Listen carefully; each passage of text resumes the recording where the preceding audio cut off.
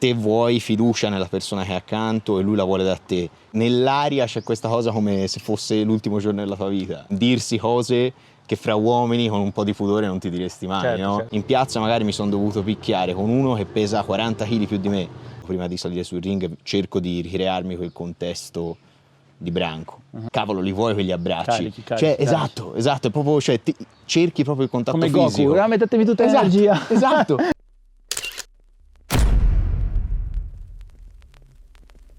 Eccomi qua ragazzi, tornati con un altro episodio, anzi il quarto episodio di Coffee Break ragazzi. Oggi siamo qui con un altro ospite, ovvero Dario Bordoni. Ciao a tutti.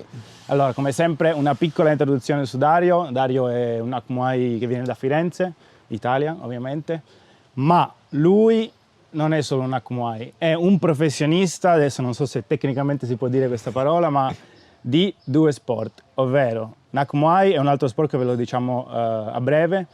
Vi dico solo che lui, per lui salire sul ring praticamente è come per noi andare al bar a bersi un caffè, ok? Perché lui fa una cosa che quando me l'ha detto, io sono un fighter, ho 100 match, ma sono rimasto scioccato perché è una cosa che non farei mai ragazzi. E niente, la Muay Thai per lui è stata ed è una strada per arrivare al suo obiettivo principale, che è appunto quello di cui parleremo oggi. Vi dico anche che lui, come vedete dalla maglietta, è qui con noi al camp ormai da quanto? Un mese e mezzo. Un mese e mezzo, ha fatto già un match al Rajdamnen, risultato vittoria, ok, quindi positivo. E starà ancora qui un paio di mesi con noi, faremo altre cose e tutto quanto, ma oggi appunto voglio parlare di questa cosa. Niente, dicelo tu, come hai scoperto la Muay Thai e come mai fai Muay Thai? Allora, io sono arrivato alla Muay Thai passando da un'altra strada, appunto te prima hai citato questa cosa diversa che faccio io e te hai detto giustamente che salire sul ring non è nulla. Ora, non è proprio così perché le ansie e i pensieri prima di salire sul ring ovviamente ce li ho tuttora, continuo ad averli, però io a Firenze pratico il calcio storico fiorentino. Ragazzi, il calcio storico, non so se, io non ero, sono ignorante, sapevo più o meno che cos'era, ma si piena a botte così come se nulla fosse. Gli spieghiamo un po' le regole, come funziona. Intanto assaggiamo il caffettino ragazzi. Vai. Come sempre americano for life. Io espresso, sono ancora in Italia con il cuore. Sì, spieghiamo. Allora, il calcio storico fiorentino è una rievocazione storica, quindi non è uno sport. Non siamo tecnicamente professionisti, ma dei volontari che partecipano a una rievocazione storica del comune. Non veniamo pagati, è tutto fatto volontariamente. Consiste nella rievocazione storica di una partita del 1500, perché abbiamo abbiamo traccia storica di questa partita del 1500 avvenuta. Una partita? No, però quella in particolare avvenuta durante l'assedio da parte dell'esercito di Carlo V è descritta in maniera più precisa di altre. Sa cosa è successo. Quindi. Esatto. In realtà è una disciplina molto più antica che veniva utilizzata dai legionari romani per tenersi in forma in ottica di guerra. Quindi c'è una palla sferica, come una palla da calcio, ci sono due reti larghe quanto la larghezza del campo, si gioca in 27 contro 27, l'obiettivo ovviamente è portare la palla dentro questa rete larga tutta la larghezza del campo. Il fatto è che si può fare tutto all'avversario, a chi porta la palla. Quindi non puoi pensare di andare di là con la palla in maniera tranquilla e sperare di riuscirci. A quel punto entra quindi uno schema bellico, molto più simile alla guerra, in cui chi porta la palla è protetto nelle linee davanti centrali del campo, principalmente da strikers. Quindi c'è chi fa pugilato, c'è chi fa Muay Thai, c'è chi fa MMA, c'è chi fa Brazilian Jiu-Jitsu. Nel termine da combattente, non nel termine futbolistico. Esatto, quindi esatto. Precisiamo, non è che si fa gol qui. Nel senso, si fa anche gol, ma in questo caso è strikers. Esatto. Che hanno proprio l'obiettivo di mettere KO gli avversari, perché non ci sono sostituzioni. E in più ci sono molti professionisti del rugby che hanno il compito di ripulire il campo in senso orizzontale, placcando, e quindi creando degli spazi per chi Quelli porta sono la palla. rugbyisti, non wrestlers. Principalmente, poi ovviamente è cambiato tanto negli anni. Mio padre ha giocato per 15 anni, dagli anni 90 più o meno al 2011, e fino ai primi anni 2000 ci poteva ancora essere persone che non avevano delle specializzazioni sportive particolari, Certo. contando magari di più sulla forza fisica, sulla stazza, sulla cazzimma, se lo possiamo dire, Certo. di persone magari che hanno pelo sullo stomaco, magari di strada.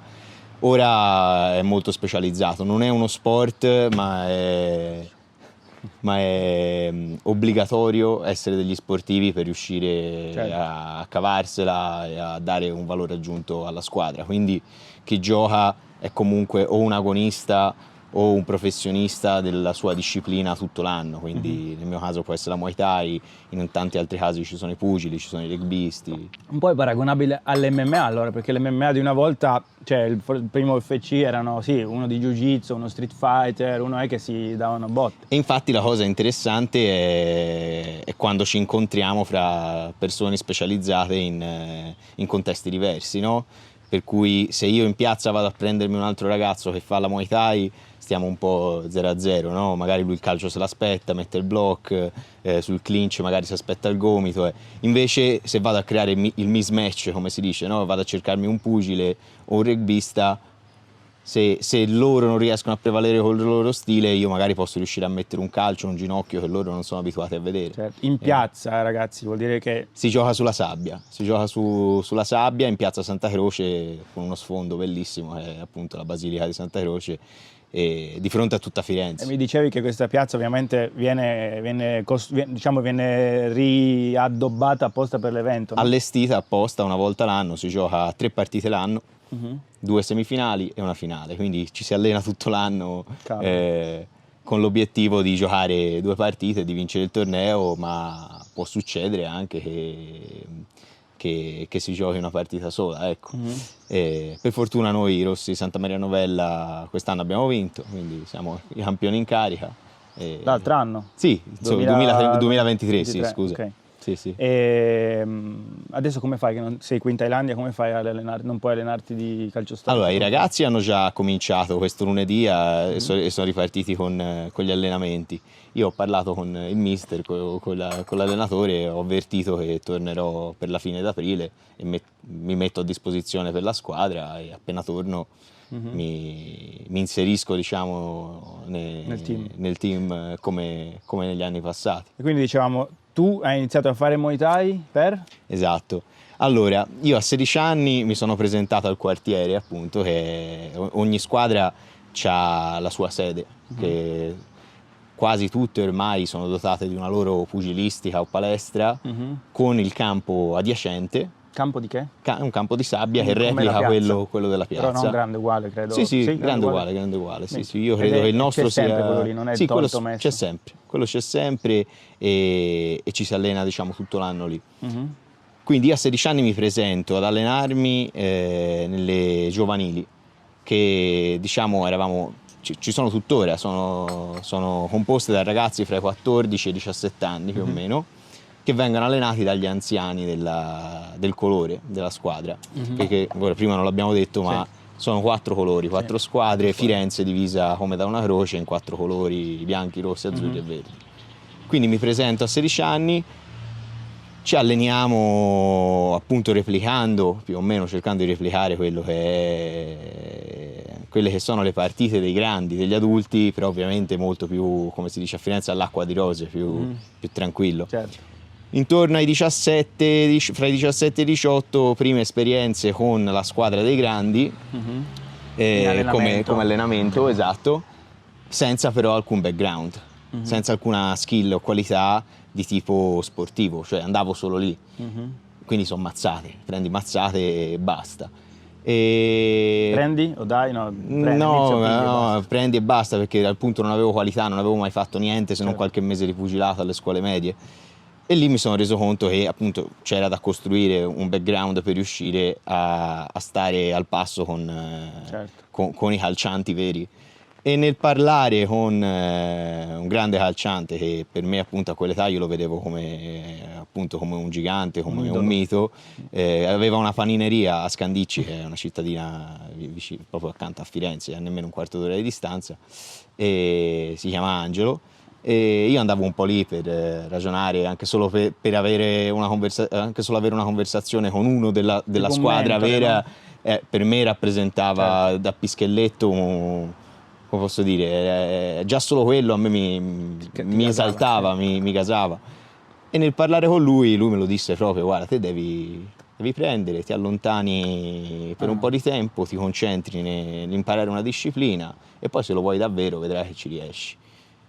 Io feci esattamente così, cioè io per 3-4 anni, anche di più, forse 5, sono completamente sparito. Magari passavo sporadicamente al quartiere a salutare nei giorni delle partite. Loro sapevano però che tu eri... Sì, però non sì, lo sapevano, però non è che è un ambiente dove se te non ci sei, almeno che tu non sia un gigante, uno di quelli di cui non si può fare a meno, non è che la gente ti rincorre, anche perché c'è tanta gente che vuole giocare. Quindi io... Un po' come la Muay Thai, un po' come qui in Thailandia, se tu fai il circuito degli stadi e delle cose, ormai c'è tanta gente, se vuoi bene, se no chiamiamo il prossimo. Esatto. Quindi io mi allontanai, andai in una palestra che era completamente dall'altra parte della città, dove ho conosciuto i miei maestri, che sono Massimiliano Zingoni e Daniele Partini, con cui ho messo i primi guanti, e da lì mi sono dedicato esclusivamente alla Muay Thai. Dopo 6 mesi ho fatto l'esordio nel contatto pieno, ho cominciato a combattere. Già sapevi che andavi a combattere, che volevi combattere, oppure inizialmente volevi farlo solo per allenamento, per poi, sai, no? Sono quelle cose che succedono, te ne rendi conto, magari ti metti i guanti, ti cominci a muovere, il maestro ti comincia a dire: guarda. Però tu, quando hai fatto questa decisione, hai parlato con quel mentore lì, hai detto: ok, andrò a fare tot mesi, anni di una disciplina, farò anche delle competizioni, oppure hai detto imparo solo la tecnica? Inizialmente? No, sinceramente non ci ho pensato, è successo e basta. Dopo pochi mesi c'era i campionati italiani a Rimini. Come si chiama la tua palestra? La palestra di Massimiliano? Fight Club Firenze. Ok. E, insomma, feci l'esordio dopo i primi 6 mesi. Per diversi anni ho continuato a combattere, ho fatto anche prima ancora dell'esordio del calcio storico, feci già due match senza protezioni da classe A. Da pro, quindi da pro, si dice? esatto, sì. E poi nel 2022 sono quelle cose che un giorno ti entrano in testa e non ti escono più. Decisi di tornare ad allenarmi al campo e niente, primo anno che tornavo ho giocato e niente, ora è una cosa di cui non riesci a fare a meno, perché è un'adrenalina e delle sensazioni incredibili. Certo, infatti poi volevo parlare di questo perché mi interessa tanto, ma quello che... cioè, lui lavora, combatte di Muay Thai, si allena ovviamente, combatte di Muay Thai, si allena e gioca al calcio storico, cioè, non so, non stiamo neanche a commentare. Trovare il tempo non è facile. Adesso sì. è anche qui in Thailandia che si fa un training camp e tutto quanto. Una cosa che voglio chiederti, dato che prima del match scorso, a fine camp, fine allenamento, mi hai detto, o hai detto qualcun altro, io ero lì, I never felt like, cioè non mi sono mai sentito così nella mia vita, nel senso di non ti sei mai sentito così stanco, così provato, così usurato a livello fisico, no? Sì. E vabbè, se andate a vedere il post su Instagram di Seven Muay Thai, dove si vede lui che fa il peso, cioè era squartato, cioè come sto mattonella qua. Vorrei sapere la differenza, oppure come sono gli allenamenti di calcio storico? Sono duri come possono essere gli allenamenti di Muay Thai in Italia o qui? Oppure sono meno duri, sono proprio diversi, non si possono paragonare? Allora, paragonarli è difficile perché sono proprio due mondi completamente opposti, per cui quello che io ho appreso della Muay Thai è un qualcosa che io porto come mio bagaglio personale all'interno dell'allenamento del calcio storico, perché a me mi viene richiesto di portare quello, no? Il mio ruolo è appunto fare lo striker, picchiare, il ruolo di un rugbista è placcare o portare la palla, e ognuno lì porta le sue qualità, però non c'è tempo, diciamo, lì in quel contesto di allenare quelle qualità lì, te le devi allenare durante l'anno. Quindi io durante l'anno mi alleno di Muay Thai, esatto, e poi quando è il momento si mettono, diciamo, a regime e a sistema nell'allenamento. L'allenamento di calcio storico c'è una grossa parte diciamo, di condizionamento fisico e di preparazione atletica, per cui scatti sulla sabbia, corsa sulla sabbia. Veniamo tutti educati comunque al gioco della palla, anche se magari come può succedere a me, mi capita magari forse una volta per sbaglio la palla in mano, però veniamo tutti educati agli schemi di gioco che sono molto complessi.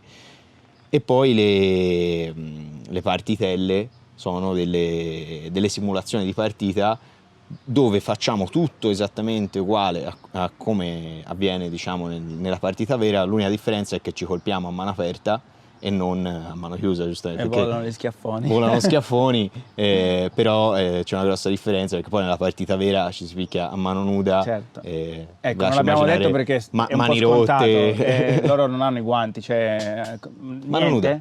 Allora, quest'anno sono nuovamente cambiate le regole per l'anno che verrà, hanno annullato anche le fasciature per chi ha... Poi rotte. vediamo, poi magari mi sbaglio.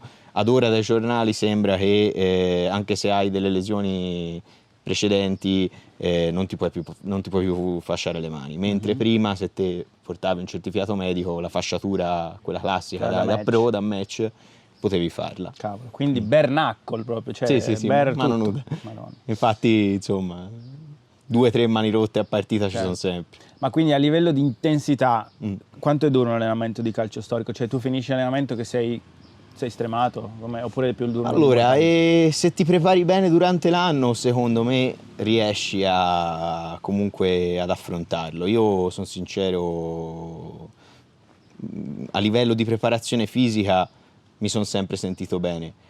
Il rischio sono le partitelle, perché comunque in partitella basta che ci sia un placcaggio mentre te magari sei girato e magari ti placcano un ginocchio, ti placcano da dietro, piuttosto che fai degli scatti nella sabbia quando magari sei già affaticato e ti fai uno strappo o uno stiramento. Ecco, gli infortuni sono molto più frequenti, secondo me, rispetto a qualsiasi altra disciplina di cui si può ragionare, perché proprio il contesto della sabbia in cui te affondi. Mentre corri puoi essere placcato, mentre corri puoi essere colpito, quindi una cosa che non ti ho mai chiesto, si fa scalzi? Allora, puoi fare quello che ti pare, sostanzialmente. C'è chi gioca scalzo, c'è chi gioca con le scarpe da corsa, c'è chi gioca con le scarpe da calcio con i tacchetti. Io, per dire, gioco con le scarpe con i tacchetti, simpatico anche per la Muay Thai, no? Per mettere i tip. Minchia, lì è dura, come mai non c'è una regola sui piedi? Non c'è una regola su questo, neanche su tra virgolette, sulle protezioni. Uno può portare o non portare i parastinchi da calcio. Solo quelli da calcio, quelli da Muay Thai no. Ma non sarebbero utili, perché proteggi l'avversario, magari anche. Invece No, un parastinco duro ti protegge, però fa anche male. Chiaro. Appunto, invece a livello di adrenalina, cioè quella prima cosa che a me cioè io quando ho saputo sta cosa ho detto, beh, allora tu salire sul ring contro un altro uomo guantato, con regole specifiche e tutto quanto, sì, però la paura che puoi avere, che possiamo avere noi, cioè, o magari chi non ha mai fatto botte per strada, cose è diversa dalla tua paura, cioè, o no? Allora, tuttora io quando gioco appunto a calcio storico mi sale un'adrenalina che vado fuori di testa. Non è facile controllarla, specialmente perché, appunto, ribadisco una cosa, mi ritengo l'ultimo arrivato ancora in quel contesto lì. Si usa dire che calciante lo sei dopo diversi anni che te giochi, perché comunque abituarsi a quel contesto lì, a quell'aria lì, ci vuole degli anni. Quindi mi ritengo tuttora l'ultimo arrivato, nonostante, appunto, sono convinto che lo farò. Ci sono gente più nuova di te in squadra adesso o no? Ma ogni anno ci sono qualche esordio, cioè ovviamente non puoi scombussolare completamente la squadra, perché appunto, non essendo sport, ci sono altri equilibri. C'è bisogno di chi quella piazza l'ha vissuta e quella sabbia la conosce. Certo. E quindi io tuttora a livello adrenalina vado fuori di testa. Vado fuori di testa perché non sei da solo, sul ring sei da solo, quindi anche tutti i momenti prima, dopo un po' di match, magari ti fai l'esperienza e riesci a capire quando far salire le pulsazioni, quando far salire l'agitazione. non troppo presto, non troppo tardi, c'è il momento dove cominciare a far ribollire un po' il sangue, a pensare alle cose giuste, a concentrarti e impari ad autogestirti. Autogestirsi quando a giocare siamo in 27 fratelli con cui ti sei allenato tutto l'anno e stai per fare una cosa dove sì ci sono le regole, però se non sei sveglio magari prendi un cazzotto dal laterale, prendi un placcaggio da Il dietro. rischio è altissimo. Cioè. Quindi tutti sono fuori di testa, tutti sono a 1000 e l'agitazione è proprio nell'aria, cioè la tagli con il coltello, no? È tutto un abbracciarsi, tutto un guardarsi negli occhi profondamente, perché alla fine, essendo comunque un contesto di squadra dove però la violenza c'è, te vuoi fiducia nella persona che è accanto e lui la vuole da te, quindi c'è una maniera di guardarsi negli occhi fra compagni di squadra che è una cosa che fa venire i brividi, fa venire la pelle d'oca. No? Si cerca proprio di lavorare, cioè farsi uno forte con l'altro, come può succedere magari in guerra. Adesso si parla, noi sappiamo anche cos'è la guerra, per fortuna, però penso possa essere una cosa del genere magari. Esatto, perché comunque nell'aria c'è questa cosa come se fosse l'ultimo giorno della tua vita. E quindi è tutto un abbracciarsi, tutto un dirsi cose che fra uomini con un po' di pudore non ti diresti mai, no? Certo. Invece sei lì che ti dici che ti vuoi bene, che sei fratello, insomma, ma immagino. È un mondo veramente particolare. Quindi siete lì che praticamente vi scaldate uno con l'altro e poi arriva il momento, mi dicevi l'altra volta che pianti piuttosto che di tutto proprio, no? Pianti perché magari appunto ti alleni tutto l'anno in una sessantina, anche di più a volte, di persone e tutti sono indispensabili perché comunque anche la persona meno allenata di quei 60 si mette la casacca durante la partitella e ti permette magari di mettere in luce una persona nuova magari, no? Sì. E ti alleni tutto l'anno in tanti. Il giorno della partita vengono detti quei 27 nomi. Il giorno stesso, loro si allenano tutti i santi. Quanti mesi vi allenate? Da febbraio a giugno. Quante volte a settimana? Ogni mese si aumenta un giorno generalmente, quindi ora a febbraio sono un giorno, marzo 2 giorni, aprile, maggio si arriva a 5 su 7. Maggio, giugno, 5 mesi? Sì. 5 mesi si allenano per sapere, per una cosa che non sapranno se la faranno fino al giorno stesso, cioè come se tu ti alleni per un match e la mattina del match ti dicono combatti o non combatti, cioè magari la partita la perdi e quindi c'è da aspettare un anno, capito? Quindi ti lascio immaginare. Tu dici non giochi. Magari resti fuori alla prima partita. No? La squadra non è la stessa, cioè tu ogni partita può cambiare. Okay. Metti che allora, ovviamente c'è pieno di infortuni dopo una partita. Quindi se te sei rimasto fuori dai 27 nella prima partita, ti viene detto: guarda, stai pronto, perché alla prossima, se si vince, 90 su 100 se non giochi la prima.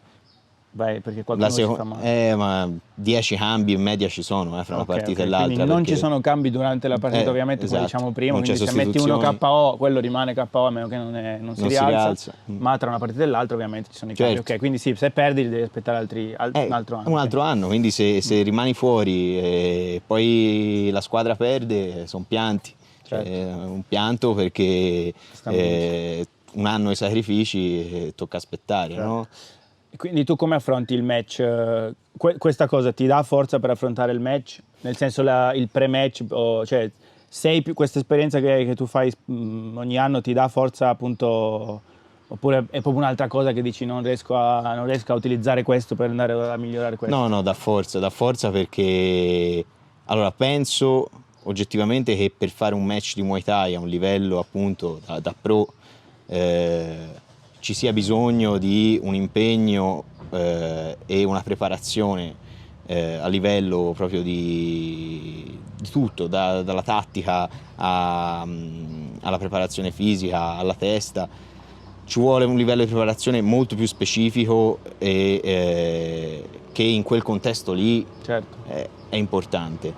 Però il calcio storico, almeno a me personalmente, mi può aver dato una forza in più, una motivazione in più, perché te pensi, cavolo, in piazza magari mi sono dovuto picchiare con uno che pesa 40 kg più di me, perché in piazza può succedere che ti arriva uno che pesa 120 kg t'alza le mani, certo, puoi provare a fare il furbo, a vedere se in quel momento puoi non averlo davanti. certo. Però se te sei l'unico lì e devi difendere quella zolla di terra, Devi farlo per forza. devi farlo per forza. Quindi ecco, l'idea magari di aver affrontato gente che pesa tanto, Mhm. o con una nomea o un alone Certo. di pericolosità Un grossa, big name, no? un big name del calcio storico, Certo. dici poi vado a fare il match e dici ah vabbè, lui pesa quanto me, è allenato quanto me, allora Certo. sei abbastanza tranquillo.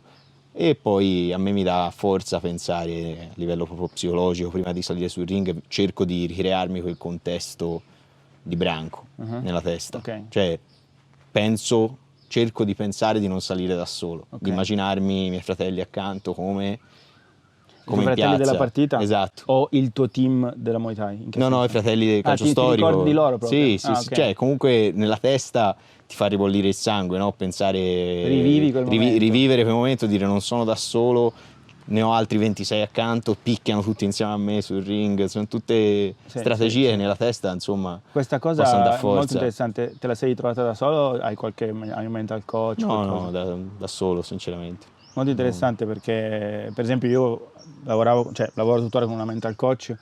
Quando ero più piccolo lei mi aveva praticamente fatto tirare fuori una cosa che tipo prima del match di immaginarmi praticamente come se io sul ring fossi, che ne so, un leone o un orso Sì. e lui è un uomo piccolino, no? Certo. E quindi quella è una Certo. cosa, ed è una cosa che esiste nella Certo, psicologia quella. certo. Sì, ma sono cose che poi se le vivi proprio le tocchi. Cioè, prima di giocare una partita di calcio storico, noi attraversiamo tutta la città a piedi, no? In formazione proprio. Cioè vi fate la camminata? Sì, Non vi stanchi? fino Non vi a... stancate? fa parte, Warm fa up. parte della preparazione. Sì. Quindi con tutta la città, tutti i turisti intorno che ti fanno le foto e te cammini, no? In formazione con i vestiti del 500 in mezzo ai figuranti vestiti da soldato, insomma, c'è un contesto Mi incredibile. dicevi ci sono scusami se interrompo così brutto, ci sono dei documentari delle cose su YouTube, no? Sì, andateli a Li vedere. metterò in descrizione perché non li ho ancora visti neanche io, aspettavo di fare questa chiacchierata completa, poi me li vado a vedere anch'io, li metto in descrizione perché secondo me sono una figata. Sì, sono una figata. Vai, scusami, continua. E appunto te cammini attraverso tutta la città e trovi facce conosciute, persone che ti vogliono bene, persone che prima di entrare in piazza ti vogliono dare un abbraccio, e te cavolo li vuoi quegli abbracci. Carichi. Esatto, è proprio, cerchi proprio il contatto Come fisico. Goku, mettetemi tutta l'energia. Esatto.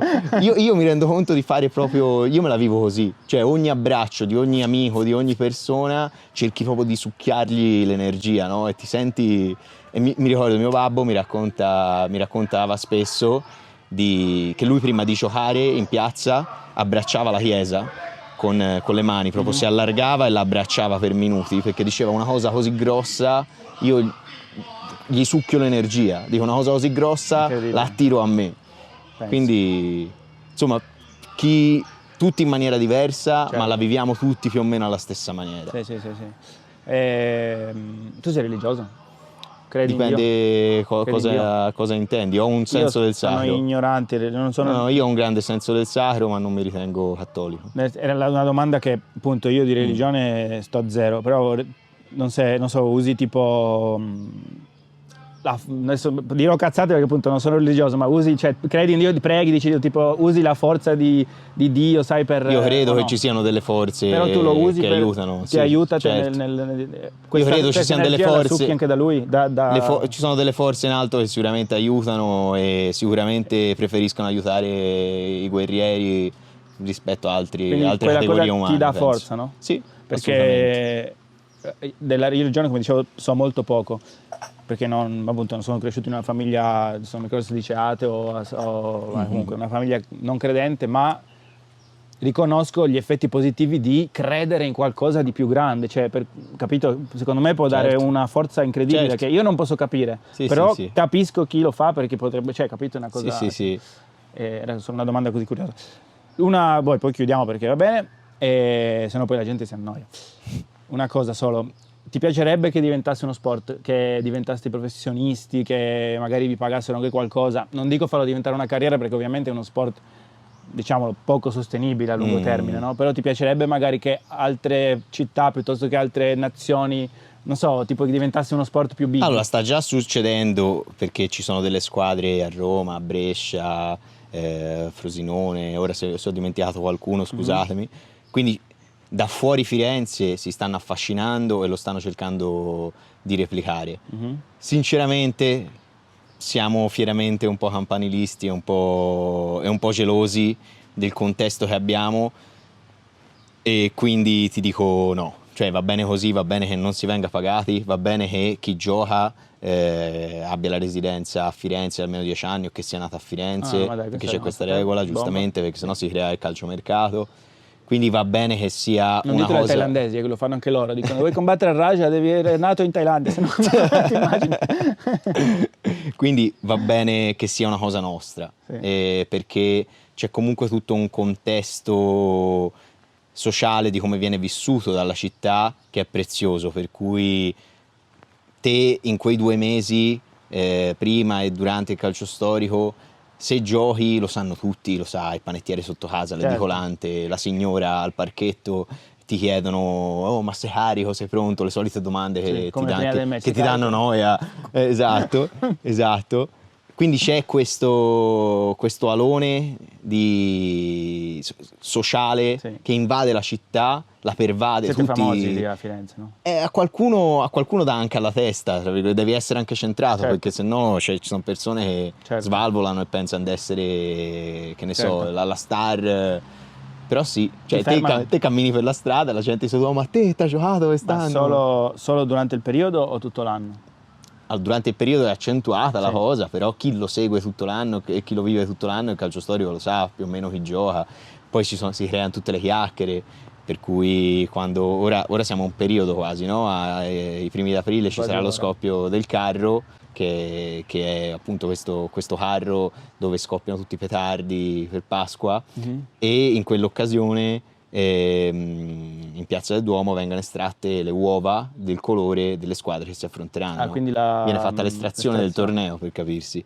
Da quel momento cominciano tutte le chiacchiere, no? A Firenze, oh ma i verdi fanno giocare lui, oh ma lo sai chi gli rientra agli azzurri, oh ma lo sai chi gioca nei bianchi, nei rossi. Quindi si crea tutte le chiacchiere tra virgolette da calciomercato, e le voci girano, c'è chi si impanica, chi dice oh madonna se questi fanno giocare lui, oh e noi che si fa. Si scommettono qualcuno? Ma ti dico la verità, non lo so, cioè almeno non è una cosa diffusa. Pensa a te. Pagano per andare a vedere la gente? Per andare a vedere sì. C'è i biglietti che vengono distribuiti, diciamo i colori, le squadre quindi li rivendono nella loro sede ai tesserati, e più c'è, credo che una grossa parte anche viene data agli hotel, alle strutture turistiche, per darli a tanti turisti, immagino. Sì, che vengono a vederlo, sì. Ma infatti te lo ripeto, te l'ho detto in privato, te lo ripeto, se sarò in Italia un anno in quel periodo ci vengo sicuro 100%, perché ospite nostro. deve essere cioè per chi guarda solo deve essere un'emozione incredibile. Volevo dire un'altra cosa, mi sono dimenticato. Vabbè, ma basta, mi sono dimenticato. Qui in Thailandia, diciamo, molte cose che mi hai detto sono abbastanza, cioè non so come dire, questa cosa che siete un po', non dico chiusi, ma chiusi nel senso che la volete per voi, piuttosto che, sai, sono molte cose che comunque resembrano la cultura qui della Thailandia, della Muay Thai, magari di una volta, adesso è molto più aperta, però ci sta. È giusto perché comunque appunto quel contesto sociale per cui è vissuto da tutta la città in maniera così viva e così autentica, se tu lo cercassi di replicare come un franchising a giro per il mondo si perderebbe. Ma in TV o cosa andate tipo, non so, studio aperto, roba lì, no, vero? Ma io credo che nei giorni della partita un servizietto sui principali telegiornali ci sia sempre. Viene trasmesso sempre da un paio d'anni anche da DAZN, proprio su DAZN vanno le partite. E poi ci sono dei canali locali che l'hanno sempre trasmessa negli anni.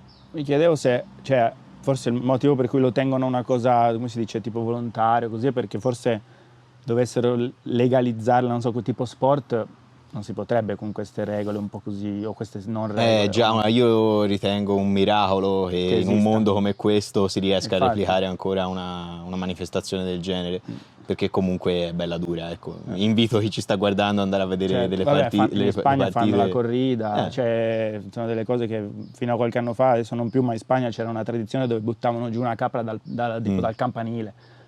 Tipo sai, la lanciavano Sì, proprio sì, così, sì, poi sì. l'hanno eliminata, quindi no, ci sono cose abbastanza, per la gente normale come noi, cioè mica dici incredibile che fanno queste cose, però Però alla poi fine- magari parli appunto con la persona di quel singolo popolo, Certo. di quel singolo paese, e giustamente è gelosa delle proprie tradizioni, è giusto così. E invece una cazzata, l'organizzazione chi è che organizza il comune, cose? Sì, sì, Non sì, fanno sì. proprio, cioè tipo sui social, cosa mettono i video piuttosto che lo scoop prima, lo scoop dopo, lo fanno queste cose no? Allora, forse ora negli ultimi 2 anni, da quando c'è DAZN, vengono a fare un po' di interviste nei giorni prima e ti provano a chiedere Certo. tattiche, cose, ma Ma che c'è gli il vuoi profilo dire? su Instagram calcio storico? Sì, Esiste? sì, c'è. E ogni squadra ha il suo profilo Ah, ok. ufficiale Ah, dove in maniera autogestita comunque pubblicizza anche il merchandising, le magliette, i gadget con cui comunque l'economia, diciamo, della squadra va avanti Certo. e permette di mantenere la struttura, la palestra, le magliette, le divise della squadra. Insomma, è organizzato in una maniera Bene, scrupolosa. Una cosa, quella che volevo dire, mi sono ricordato, può essere che sia questo, ce l'hai di carattere, no? Una cosa che quando diciamo sentiti la prima volta ho notato in te un'umiltà, ma non un'umiltà strana, adesso non voglio purtroppo tanto, ho già offeso, sto già offendendo qualcuno sicuramente, ma un'umiltà, un'apertura mentale quando abbiamo parlato al telefono che mi è sembrata strana, perché io parlo con tanta gente che vorrebbe venire qua, gente che già combatte, che ha comunque delle esperienze, delle cose. Non so come dire, cioè tipo, magari sto sbagliando io, però ho capito questa cosa piuttosto che un'altra, cioè ce l'hai di carattere sicuramente, ma secondo me anche dovuta a queste esperienze, tra virgolette, cioè, oltre la normalità, capito? Dici, vivi delle cose talmente intense per cui poi riesci anche a ridimensionarti nella vita e capisci. Ti dà, cioè, quando ho detto, minchia, questo ragazzo, cioè, o è proprio un ragazzo super, oppure, cioè, mi sei sembrato super umile, infatti subito ho detto, mi sembra proprio una persona. No, ma l'umiltà comunque penso appunto Umiltà è sia.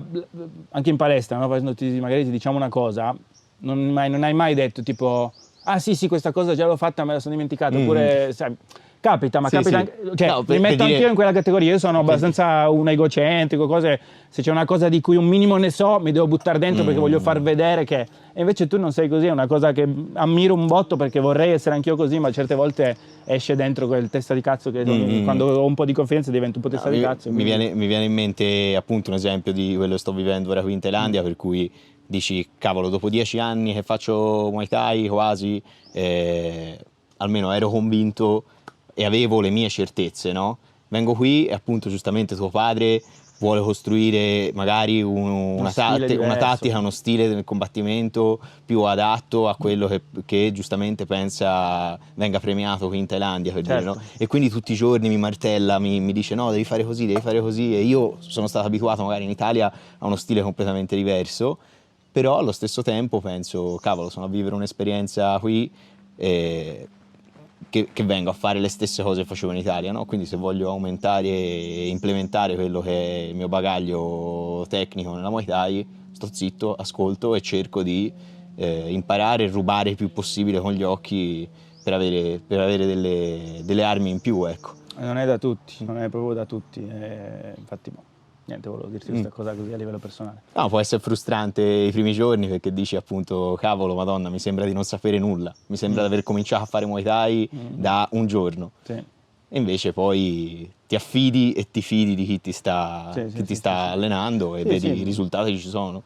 Tanto alla fine è così che si impara, tanto magari alcune cose le condividi, alcune cose le applicherai, alcune cose non le condividi, alcune cose non le applicherai, ma si impara da tutte e due, Certo, hai capito? assolutamente. Ok? Bene, grazie mille. È stato un piacere. Bella chiacchierata, piacere mio. E niente, seguitelo perché sarà ancora qui un paio di mesi, faremo ancora qualche matchettino e nada. Ci vediamo nel prossimo video. Adesso il terrore di vedere se ho registrato.